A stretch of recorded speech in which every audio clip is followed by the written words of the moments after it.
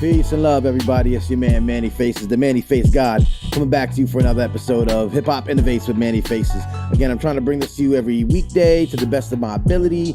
So stick around, check me out, IGTV, Facebook, YouTube, and of course, hiphopadvocacy.org, the main website for all things under the umbrella of the Center for Hip Hop Advocacy, which is a nonprofit I founded in an attempt to increase public understanding and awareness of the beauty and depth and richness of all of hip hop music and culture, not just what you hear on the radio. Today, real quick, I'm bringing up something that you should know about.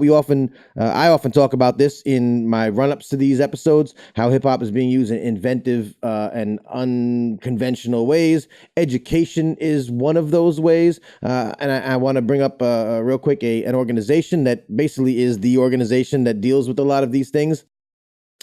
The Hip Hop Ed organization, right? The Hip Hop Ed organization and the hashtag Hip Hop Ed movement is something that you want to look into if you want to look into a little bit more of what we talk about when we talk about hip hop and education. And we also want to make it very clear that hip hop and education is not a gimmick. All right. So that's the real takeaway here. Follow the Hip Hop Ed folks. Follow the people that are associated with them. One cool thing that they do every Tuesday night, so I'm bringing you this on a Tuesday, is that every Tuesday night from 9 to 10 p.m. Eastern Standard Time, they have a Twitter chat, which is devoted to hip hop education, bringing hip hop into the classroom. And again, it's very important. This isn't a gimmick, right? Nothing about hip hop that I talk about is gimmicky, right? And we find that, hip hop could be used. You could put rap songs, you could put material to rap songs to increase memorization, retention, and that's led to actually kids getting better test scores. And that could work across the board. You don't have to be hip hop. You don't have to like hip hop. You don't have to be a kid in a black and brown community. You don't have to be, that works for everybody because everyone loves rap and you can put a lot of words into rap and memorize it, and that's why everyone loves Hamilton, blah, blah, blah, blah, blah. So that's one thing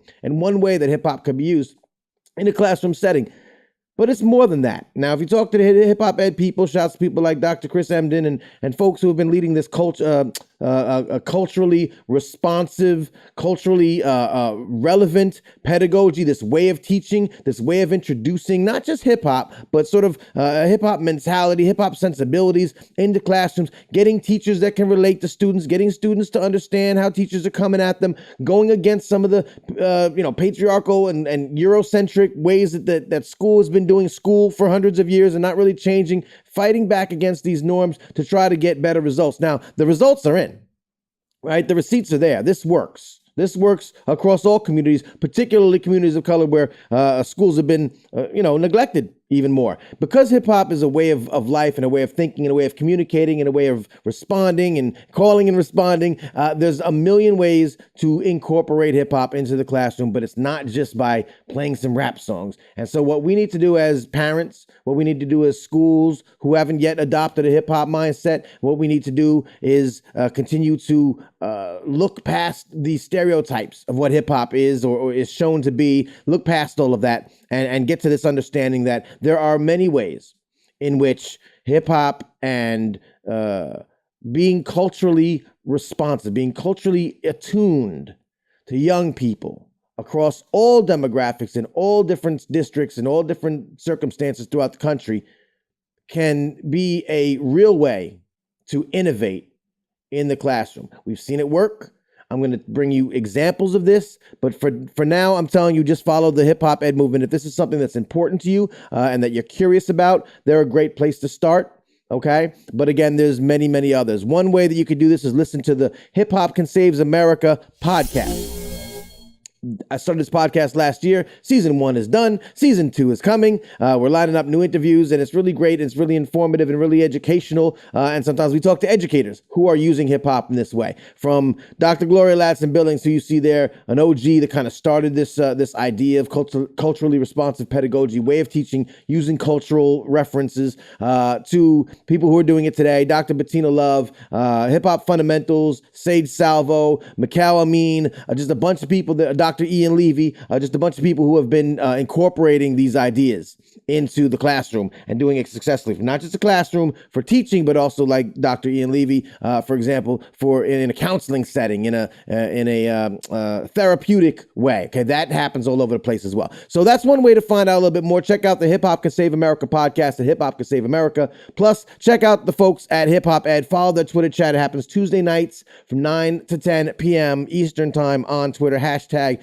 #HipHop Ed, and you'll really understand the depth of what's happening in the education community when they're trying to innovate and change the systems that has been failing our kids for so long. Hip hop is one great way to do that. Today, my artist of the day is a very special person. I just adore in many ways the art, the activism, the now the art again, right? So for music, activism, and now artwork being on display. Just had her Los Angeles People Not Things debut, I believe, but debut exhibition at the Tag Gallery out there in LA. So anyone on the LA side of things, her exhibit is up until March 26th. So I do encourage you to check it out. Genesis B has been putting out music for many, many years. I've been covering her, following her, supporting her for a very long time. That has moved into activism. She's made some noise, fighting back against sort of the specters of racism that exist in the South.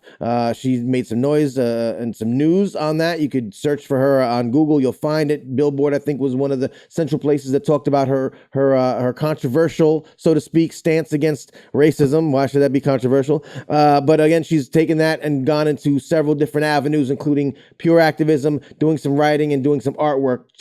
#People Not Things at Tag Gallery in LA. Spread the word. Once again, as I told you in another episode here, we claim that we don't hear enough about women in hip hop, and I know, I get it, we don't. The mainstream doesn't always put that out there. We claim we don't hear enough about activism and political action in hip hop. We claim we don't hear enough about hip hop elements besides music. Genesis B has all of these things, and I'm talking about her. I implore you to do the same. Share this video, share information, go to her page on Facebook, tag your LA friends, make sure that people know about what she's doing. She's fantastic. She's an inspiration to us all, men, women, and children, black, brown, and every white and everyone in between. She's an inspiration to humanity. I encourage you to check her out, Genesis B. You find her on all things digital. That's the artist of the day. That's who I'm bigging up today. Give me a hashtag HipHop Innovates, and tell me who you would like me to feature as an artist of the day. I've got a bunch lined up. Trust me, every one I bring you is going to be incredible. But I'm always getting, interested in getting put on to more. So in the interest of each one, teach one, hit me with the hashtag HipHop Innovates. Tell me what you like about this podcast. Well, it's a vodcast, right? Video cast.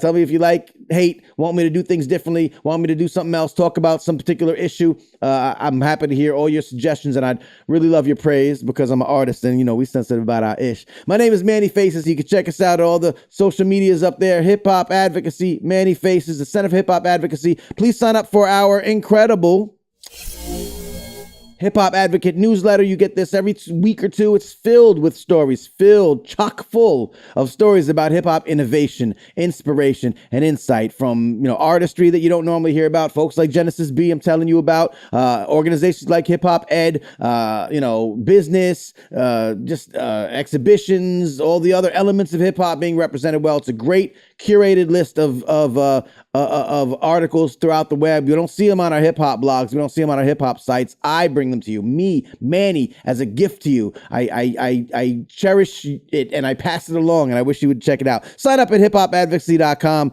You get it for free, and I won't sell your email address or give it to anyone else. So that's it for today. I'll be back tomorrow, God willing, weekdays on Instagram TV, on Facebook, and on YouTube. Find me and let me know what you think. Thanks for your eyes, ears, and time. I love y'all. Peace.